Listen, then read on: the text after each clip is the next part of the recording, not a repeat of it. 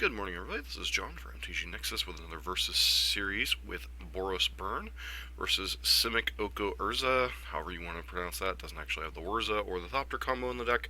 This is one of the decks that did well in a recent Star City event, probably a couple weekends ago now. The particular version we're going to be facing off against we'll explore in the video deck tech. The problem with testing against the Oko variants and the Urza variants is there's just so many of them. So this one will kind of be labeled as Gilded Goose, Oko, no Thopter Foundry. I think is probably the best way to approach this one. But anywho, this is a matchup a lot of people have been asking me for. I did this video, or actual gameplay, probably a week or so ago. Been meaning to get around to the videos, but between work schedule and school schedule and holiday stuff, it's been kind of busy, crazy around here. But I do want to give one shout out to our new patron on Patreon, Jesus Martin Del Campo Fernandez Panigua. Hopefully I pronounced that correctly. I want to thank him for his new $1 a month Patreon combination. And if you want to help support the channel, please consider visiting our Patreon page, and I'll be making some updates there hopefully in the next couple days as we get ready to close out 2019. So this is the Boros Burn list we'll be scoring off with. This is the list I've been using in our Trying to Go Infinite challenge. The main things in this matchup that we'll be looking at is what are the best ways to attack Oko. I have my own theories as to how to attack that particular Planeswalker. I don't think any of them are particularly appealing. I know in the more recent Star City Invitational this past weekend, there was, I think people were starting to use Phyrexian Revokers and such to attack him, and that's certainly a fine plan, but obviously it's a creature, it dies. There are other ways to potentially attack the Planeswalker. I think in theory the two best ways to attack Planeswalkers, deny them mana, especially if they're on the Golden Goose plan. It coming down to turn 3 is a whole lot worse than it coming down turn 2, but that's not always reasonable given the fact that they do have cards like Mox Opal in their deck that they can turn on pretty regularly. The other game plan is to be present on the board, but once again that plan also has its issues because they tend to run engineered explosives as well as removal spells post board. So Oko is definitely a card that has helped swing that matchup probably somewhat in their favor, after what I think was probably a even to reasonable matchup for Burn. Beyond that, nothing too special here, just a pretty simple Boros Burn list. The only main thing from the usual 4 of lists is there's only 3 Searing Blaze and 3 Skewer the Critics to get 2 Skull Cracks in the main. Beyond that, nothing too fancy. Sideboard, the main cards we'll be looking at is potentially things like Rest in Peace if they had the Thopter Sword combo, Skull Cracks, and Smashes to counteract life gain from Oko itself, as well as anything else they might be bringing in, and Smash and Wear Tear, obviously pretty good against any type of artifact-based deck. So beyond that, let's get into the deck tech for Simic Urza with Golden Goose and Oko. It's not Urza, it's just Urza. So this is the deck we'll be scoring off against today. The main takeaway from these lists are the Simic main deck with some black sideboard cards. The deck is built around playing Oko and things like Urza and Karn as quickly as possible, backing it up with some direction like Metallic Rebuke and Cryptic Command, which are playable both because of a relatively clean mana base and the fact that Urza helps you generate a crap ton of blue mana with all your cheap artifacts. So things like Everflowing Chalice, Mishra's Bauble, Mox Opal, Astrolabe help you can trip through your deck, turn on Emery. It's not unheard of for this deck to play Emery on turn 1, start getting some value with the Mox Opal triggers. So, very powerful deck. The main feature of this one is playing Oko obviously on turn 2, which can be very problematic for a lot of aggro-based decks. Jumps up the board, helps to shut down any type of relevant creatures on your opponent's side. Does all kind of crazy things, then Emery kind of gives you your value train in the early game. Says it's a 3-drop, but it's really not a 3-drop in this deck. And Urza and Karn, kind of your heavy hitters here. Engineered Explosives and Ether Spellbomb give you a little bit of outs in the main deck to any type of creature-based aggro. Obviously, Engineered Explosives I can cast for 3 or 4 relatively easily with, you know, the slight black splash on the mana base as well as Mox Opal and Gilded Goose. So not unheard of for this to be on 3 or 4 if your opponent's playing those kind of permanents. Obviously, on Burn, the key thing being either 1 or 2, depending on. Because Eidolon still is pretty reasonable against them, at least till Oko comes down. Beyond that, the sideboard, you have the Wish package, things like Dampening Sphere, coming against like Amulet Titan, Tron, etc. Mike Synthelas, obviously kind of the complete shutdown combo with Karn. Staring Bridge, somewhat relevant in this matchup. Engineer, 4th copy of Engineer Explosives. Pithing Needle and Tormod's Crypt. Not a ton for them in this matchup. And Staring Bridge and Lattice are probably the 2 main ones. You have additional removal spells in the form of Fatal Push and Assassin's Trophy. Disdainful Stroke when you need an additional counterspell, and then Thoughtseize when you need additional disruption, and Ashiok. Great against any deck trying to search its library or as a way to help control the graveyard without resorting to things like Rest in Peace and such, which could be detrimental to your own Emery plan. With that, let's get into the matches. We're back with match number 1 here. We're on the play.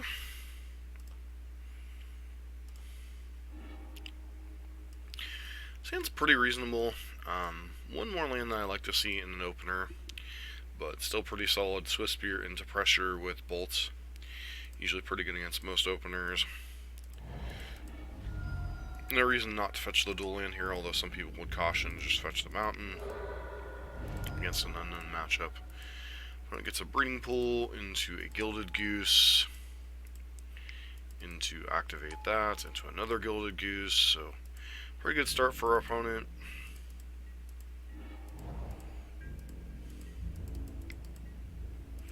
It doesn't block. Kill one of the Golden Gooses. I made a slight mistake by not sequencing, trying to just bolt and skewer these guys. I missed a point of damage there. The problem becomes is if they have Oko here, we're in trouble anyway, and they have Oko on 2, mix it into a 3/3. Go ahead and cast Boros Charm, and then try to attack Oko. Use the food here. And Emery, make another food token into a 3/3. Cast an Eidolon, suspend a Rift Bolt. At this point, we're just kind of treading water, but our opponent obviously engineer explosives for 2. They could have just answered the Eidolon with Oko, but they just wanted to make a food token, start getting on the beatdown plan. At this point, I try to kill their Emery to avoid that value train getting going. Attacking Oko. At this point, I don't even know if it was worth trying to attack Oko, as they can just win with the beatdown plan. And then, while we draw Eidolon here, we're just kind of at the mercy of what our opponent's doing. So, and they can make another getting into a 3/3, start beating us down. So, I was talking about earlier the mana denial plan. Obviously, that's kind of hard on an opener like this when your opponent has double Gilded Goose into Mox Opal. You know, Oko on 2 is just, even on the draw, it's kind of insane to beat. We had a pretty good draw. I do wonder, though, if I wasn't supposed to expend all the resources to either kill Oko or just deal all the damage to their face. I think it was a mistake to split the damage. I think that Boros Charm and Lava Spike were both supposed to go to the Oko or upstairs, not a split, because our opponent was going to chump either way. So I think it was a mistake to either not put all the damage on the Oko or not put all the damage upstairs. I think one way or the other you need to decide your plan of attack.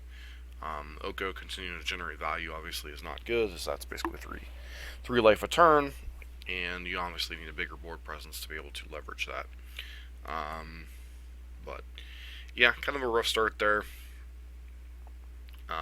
We were on the play, but our opponent had kind of an insane opener with a double Gilded Goose draw. So, anywho, on the sideboarding and game number 2. So sideboarding here is a little bit weird because our opponent is playing a creature Jace deck, but at the same time it is also a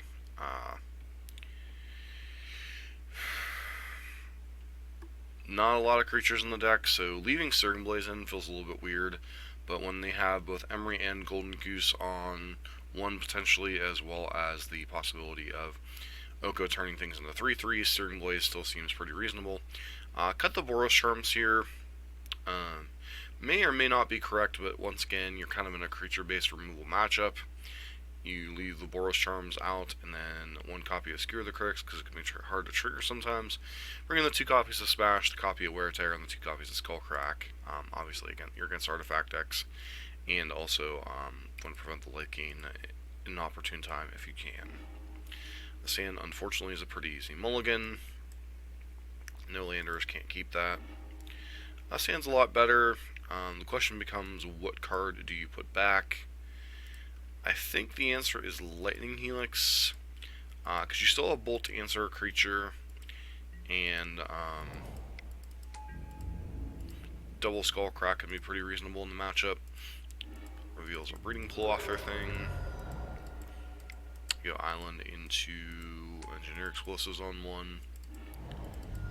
Go ahead and smash their thing, which may or may not have been correct, but, you know, them not being able to answer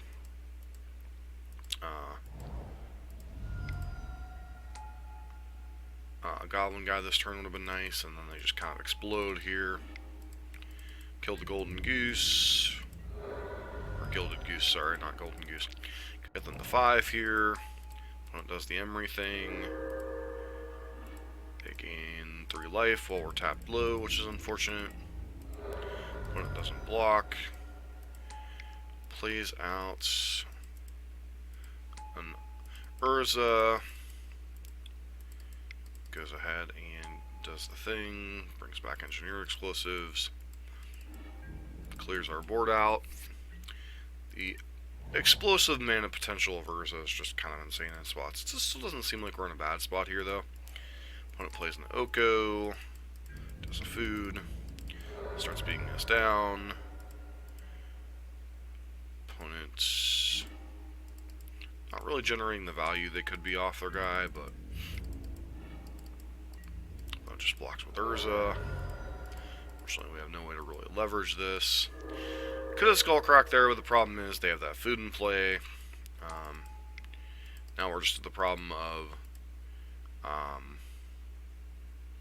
them being able to cycle through with Emery. They've got this food going, so even if we Skullcrack in response to the one, they now have the ability to crack the other one.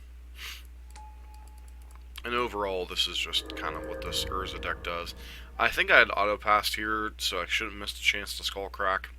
But I think in the end, it really doesn't matter, because with Urza in play, they have access to unlimited mana and can just crack that other food in response.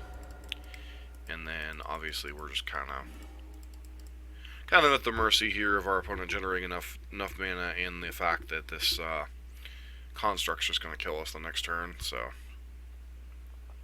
kind of an example of, even when it appeared they have a slow start on turn 1, they just kind of vomit their hand, and such a hard hand to keep up with, unfortunately.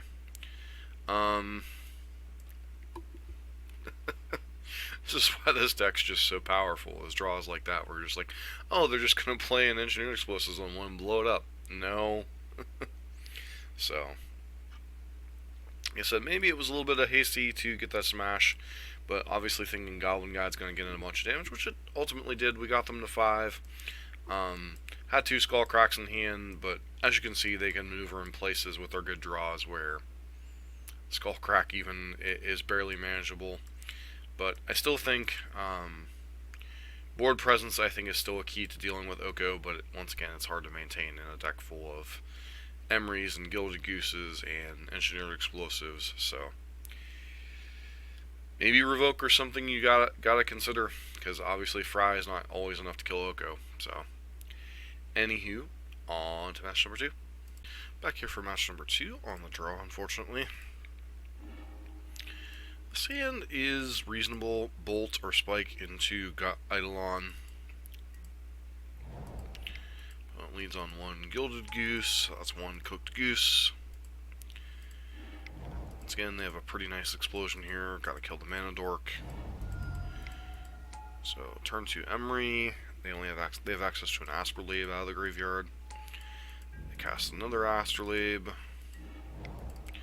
Go ahead and drop Eidolon here, which obviously would have been much better on the play, but opponent still has a bunch of stuff, so it looks like they're looking for their Oko. Go ahead and kill that, drop an Eidolon. This is once again talking about board pressure. Eidolon's still pretty good in the matchup in a lot of spots, especially in the spots where they don't have Oko. And even here with an Oko, they're taking a bunch of damage. They have, you know, the 1/1. Let's go ahead and lead to the kill here. So they had Oko on 3, but it just wasn't enough. Part of this key was board presence. Part of it was just the strength of Eidolon. You know, if Oko can't come down and manage the board on its own without engineered explosives, your opponent's in a lot of trouble.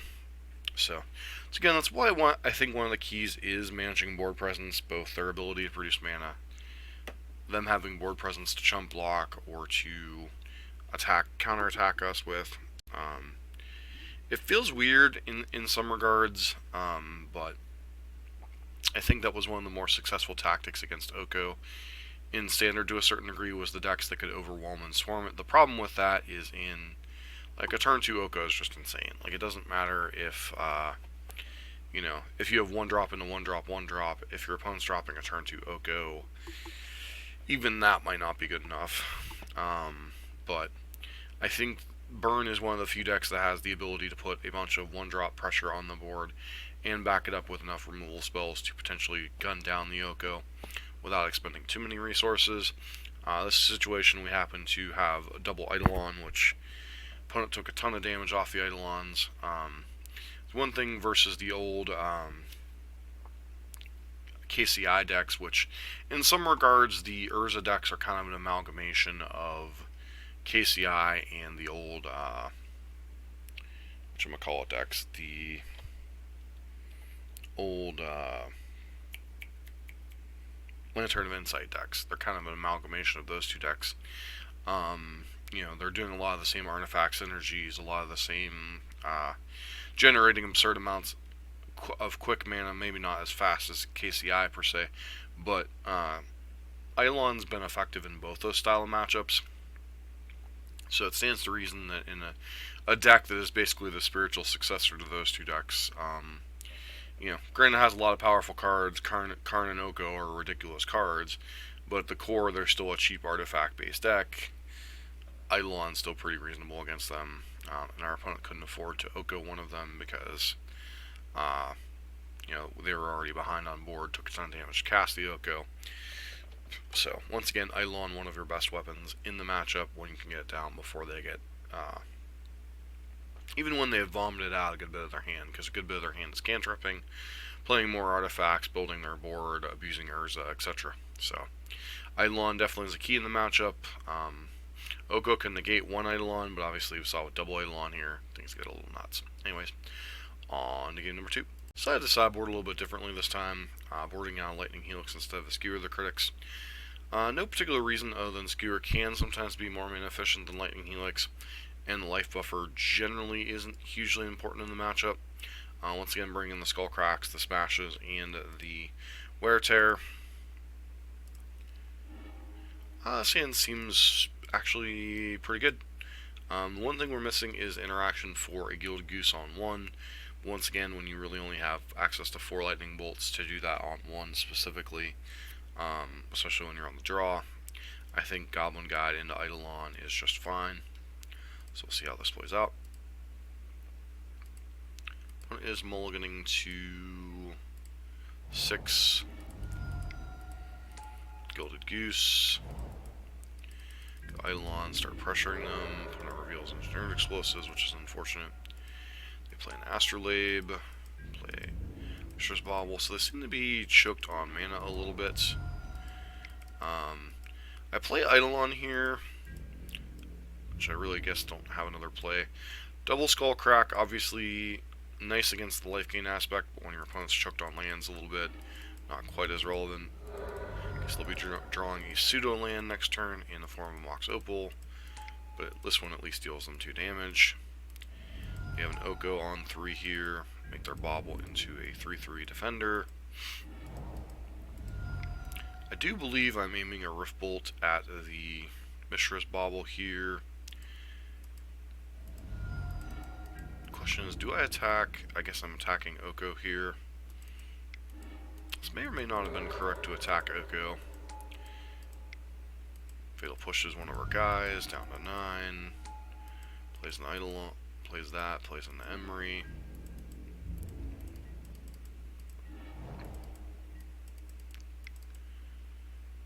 Once again, I switch to attacking them. Guess because attacking Oko wouldn't probably profit us much here. They're blocking anyway. Seems kind of foolish for our opponent to be chumping away things here.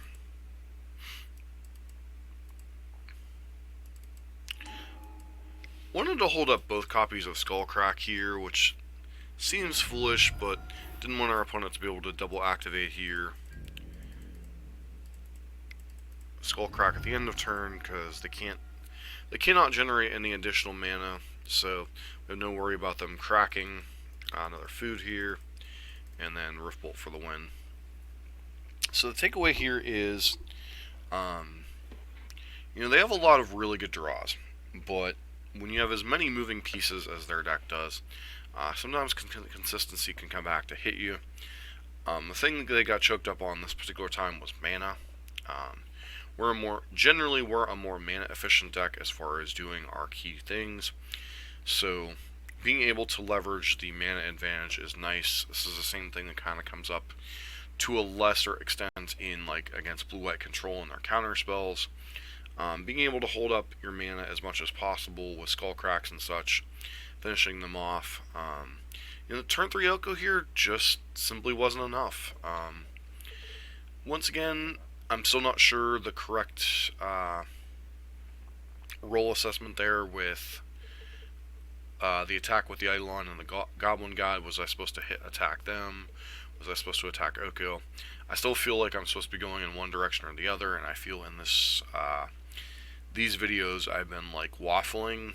Now maybe it's still context dependent on this turn where I attack with the Goblin God, they blocked with the Gilded Goose. Maybe it's just contact as far as where their life is, board position, etc. Maybe it changes from turn to turn. But I still feel like if I'm going to start attacking a Planeswalker, I'm supposed to finish off the Planeswalker. But so one part about this matchup, I'm still not sure if I'm supposed to be overusing resources to deal with Oko, or if I'm just supposed to try to get them dead before they can leverage all the food tokens. I'm not sure how much of that is dependent on Skullcrack and being in your hand versus not. So I think a lot of it is roll assessment, deciding how quickly you can kill them even through a food token or two, whether you should be going after Oko or not. So once again, I think this is the early stages of me testing this. This was even before, I think, the last league that I played where I actually played against Oko. So didn't have a lot of experience against Oko with Burn yet. Hadn't seen it pop up on MTGO at that point. Unfortunately, haven't had a lot of time to play in paper. So this was actually kind of my first experience dealing with Oko firsthand in the modern format. So it was quite interesting. Anyways, on to our third and final playtest match against Simic Oko. Here for our third and final match on the play. Seems pretty reasonable.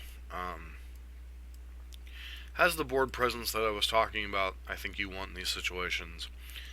One drop into Eidolon's pretty good in this matchup, generally speaking anyway.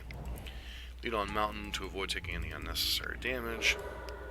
Opponent draws Astrolabe. They go Astrolabe into Mox, into Emery. That's why I was talking about turn 1 Emerys. Got a Bauble in their graveyard. Just decide to run out the Eidolon. That way, if they want to casting things with their Emery, it's going to be taking them a lot of damage.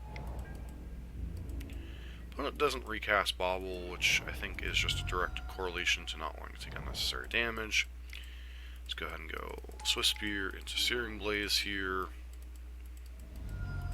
And then opponent has a Metallic Rebuke, which is Kind of annoying, but at the same time, I don't think it matters a whole heck of a lot. He basically paid 2 damage to be able to chump block anyway. Start setting up a board position. Opponent has an Oko here.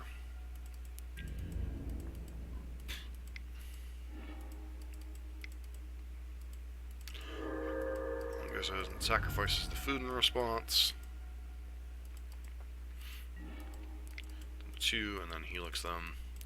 So even with the blockers they currently had, we still would have been able to punch through enough damage, even since they weren't able to. Either way, they were only saving damage. They either remained at 3/3 and stopped 2 damage, or crack the food when we weren't able to provide a skull crack. This once again kind of. I guess it comes down to their nut draw is going to probably beat most of our good draws. Like turn 2 Oko without us having a ton of board presence. But they do have a lot of draws that are just kind of like churning for the first turn or two. They don't always have Oko on 2 or 3. So, once again, goes down to power versus consistency. Like, their deck, don't get me wrong, is very consistent, but Burn is basically the king of consistency. We do what we try to do just about every game. Burn has a very low fail rate as far as having a mix of spells and creatures. The Urza deck, has to look at its opening hand and decide, can I get there? I mean, they basically have 8 mana dorks with the 4 opals, the 4 Gilded Goose. They have a bunch of cantrips with Mishra's Baubles, Arkham's Astrolabes, and such. They do tend to run a lower land count, but, being able to drop things like Urza on 3, Oko on 2, those are very, very powerful effects to be doing early in the game. So,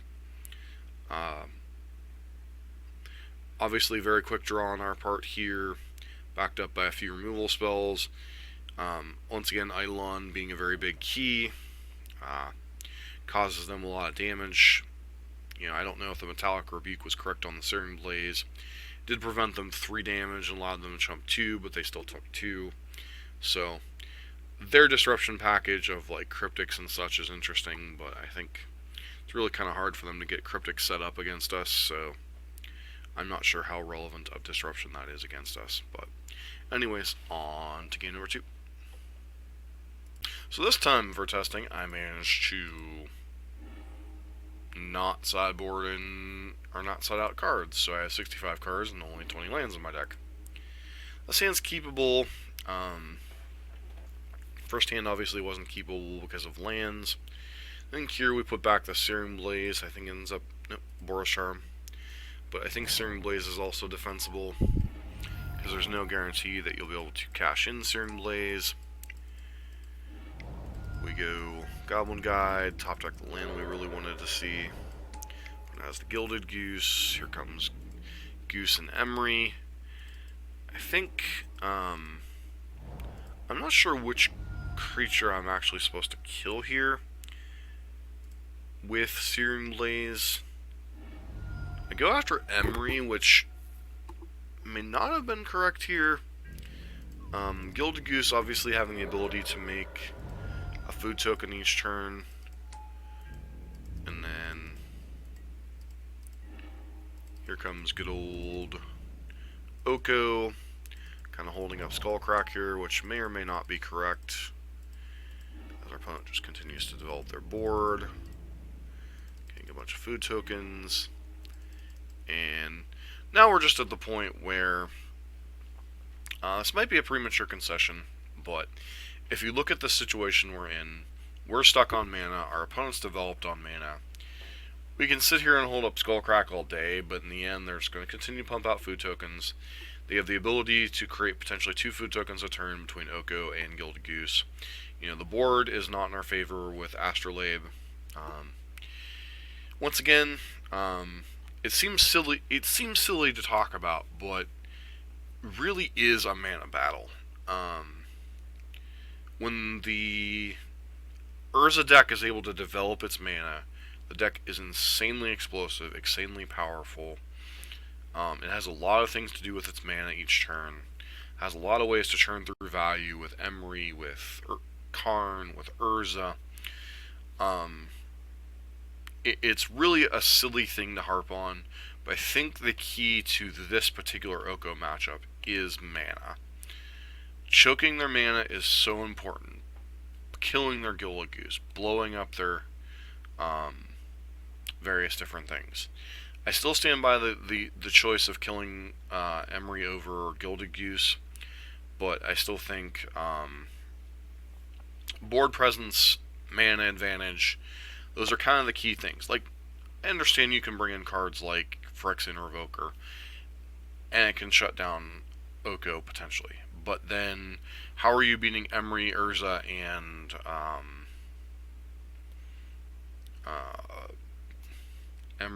Karn with a 2-1 that can't attack half the time? So, is Revoker really answering the problem? I don't know. So honestly, I would have to test versions with Phyrexian Revoker to say whether it's a noticeable advantage in the situations. That said, see if we can get the win here over Simic Oko in game number 3, hopefully without additional cards in our deck we don't need. Yeah, I successfully won an entire sideboard matchup with 5 extra cards in my deck. And still draw 5 lands. Okay. Mulligan this one, obviously. This hand's pretty good. I think the putback's obviously one of the Boros charms. Once again, we'll have board presence here with Swift Spears and Goblin Guides. Our opponent does mulligan to 5, which is nice for us. Astrolabe. Gilded Goose here. Let's go ahead and smash their food token, which seems weird, but does choke them. Once again, using the smash does choke them on mana, because Gilded Goose does require a mana to, or a food token to activate. It also helps to shut down their Mox Opal. So while it seems like a weird play, our opponent using Engineered Explosives on 0, which I found interesting. Guess they were just trying to get mana from Mox Opal potentially. Go Swift Spear into that. Opponent doesn't block. Use that. Here comes good old Oko. Make a food token. Possible they should have been supposed to make a 3/3 there. And then Boros Charm, just able to finish them off before Oko comes down. Once again, key here, I think, is choking them on mana. I'm not sure at what point they drew the Oko, but I think that smash denying them a mana. I think they did misplay and running this Engineered Explosives out on 0. I guess it was just to be able to cast the Emery that turn. But, yeah. I think the key is getting them, is disrupting them on turn 2 or turn 3 if possible. Trying to keep their mana choked a little bit and having board presence. A lot of factors that kind of have to come together to win the matchup, but, you know, even with extra cards in our deck, we were still able to beat a pretty reasonable Oko draw. Their deck, I think, is about a half turn behind ours setting up most of the time. So I think there is a little bit of a speed advantage on our part, but once again, it requires you to be cognizant of choking their mana a little bit. I think you have to be cognizant of, you know, trying to kill their Gilded Gooses, trying to keep their artifact count low for Mox Opal, using your smashes aggressively. You know, at least to get in this particular version, there isn't something like Thopter Foundry that can punish us for not having a smash at the ready. So, I think the takeaway against this particular version is try to manage their mana as best as possible if you don't want to be bringing in specialized tools like Phyrexian Revoker and such. Board advantage, mana advantage, those seem to be the keys from what I can tell. Once again, this is a small sample size, but hopefully it will help you guys and gals to kind of get an idea of how to attack Oko, at least in this particular matchup. Anyways, this has been John for MTG Nexus. Once again, hope everyone has a happy Thanksgiving here in the United States. Everywhere else, I hope you're having a wonderful day. This has been John for MTG Nexus. Don't forget to like, comment, subscribe, and check out our Patreon page. Link is down below.